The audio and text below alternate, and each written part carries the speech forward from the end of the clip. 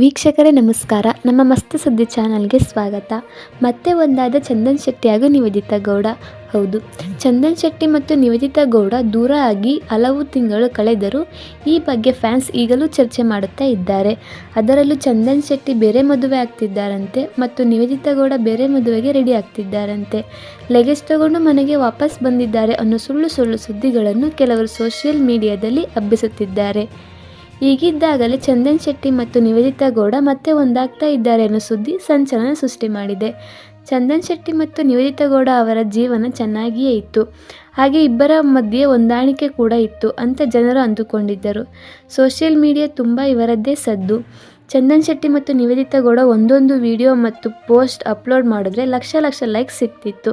ಇಬ್ಬರು ರೊಮ್ಯಾಂಟಿಕ್ ಆಗಿ ರೀಲ್ಸ್ ಮಾಡಿ ಅಪ್ಲೋಡ್ ಮಾಡ್ತಿದ್ದನ್ನೆಲ್ಲ ನೋಡಿ ಹಿಂಗೆಲ್ಲ ಇಬ್ಬರು ಪ್ರೀತಿ ತೋರಿಸುವಾಗಲೇ ಡಿವೋರ್ಸ್ ಸುದ್ದಿ ಶಾಕ್ ಕೊಟ್ಟಿತ್ತು. ಆದರೆ ಈಗ ಚಂದನ್ ಶೆಟ್ಟಿ ಮತ್ತು ನಿವೇದಿತಾ ಗೌಡ ಅವರು ಒಂದಾಗ್ತಿದ್ದಾರಂತೆ. ಹೌದು, ಒಂದಾಗ್ತಿದ್ದಾರೆ ನಿಜ, ಆದರೆ ರಿಯಲ್ ಲೈಫ್ನಲ್ಲಿ ಅಲ್ಲ, ಬದಲಾಗಿ ಈ ಇಬ್ಬರು ಸೇರಿ ನಟನೆ ಮಾಡುತ್ತಿರುವ ಸಿನಿಮಾದಲ್ಲಿ. ಹೌದು, ರಿಯಲ್ ಲೈಫ್ ಅಲ್ಲಿ ಜೋಡಿ ಆಗಿದ್ದ ಚಂದನ್ ಶೆಟ್ಟಿ ಹಾಗೂ ನಿವೇದಿತಾ ಗೌಡ ಮೊದಲ ಬಾರಿಗೆ ಜೊತೆಯಾಗಿ ಅಭಿನಯಿಸಿದ್ದ ಸಿನಿಮಾಗೆ ದೊಡ್ಡದಾಗಿ ಆಪರೇಷನ್ ಮಾಡಲಾಗಿದೆ. ಅಂದಹಾಗೆ ಈ ಇಬ್ಬರ ಸಿನಿಮಾ ಹೆಸರನ್ನೇ ಉಡಿಸ್ ಮಾಡಿ ಹೊಸ ಹೆಸರು ಇಡಲಾಗಿದೆ. ಕ್ಯಾಂಡಿ ಕ್ರಶ್ ಎಂಬ ಹೆಸರನ್ನು ಚಂದನ್ ಶೆಟ್ಟಿ ಹಾಗೂ ನಿವೇದಿತಾ ಗೌಡ ಸಿನಿಮಾಗೆ ಈ ಮೊದಲು ಇಡಲಾಗಿತ್ತು. ಆದರೆ ಇದೀಗ ಕ್ಯಾಂಡಿ ಕ್ರಶ್ ಟ್ರೈಲರ್ ಬದಲಾಗಿ ಮುದ್ದು ರಾಕ್ಷಸಿ ಎಂದು ಇಡಲಾಗಿದೆ.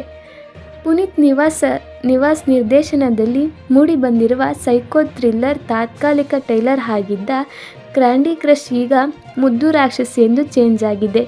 ಇದೀಗ ಮುದ್ದು ರಾಕ್ಷಸಿ ಸಿನಿಮಾದ ಹೊಸ ಪೋಸ್ಟರ್ ವೈರಲ್ ಆಗ್ತಿದೆ.